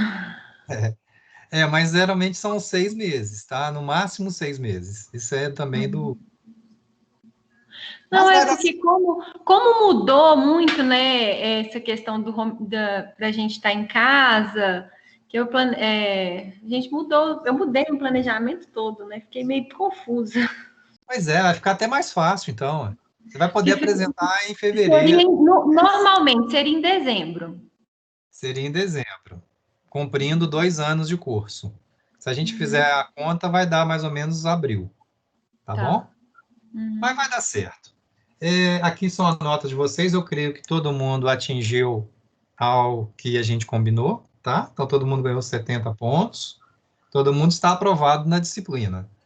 O que eu ia dizer mais? Não, basicamente é isso. Isso aqui, então, eu converso com os professores, mas lá para a semana que vem, cada um já pode depois conversar com cada professor. Deixa eu fazer isso lá para quarta, quinta-feira, tá bom? Deixa eu conversar com os professores primeiro. É isso que eu ia perguntar, Tuller. Você vai olhar com eles primeiro, aí depois a gente olha aquela questão, porque eu lembro que no CP2 você perguntou sobre os horários, né? Então a gente vai ter tipo uma aulazinha na semana para poder tirar dúvida com ele, para apresentar, corrigir essas coisas? Essas coisas. Aí é um combinado de vocês com o professor. Beleza. Vai ter que ver muita disponibilidade de vocês dois, né? Tá. tanto sua quanto dele. E não é bem uma aula, tá? É mais uma conversa. Provavelmente ele vai pedir para vocês apresentarem novamente esse resumo para ele, né?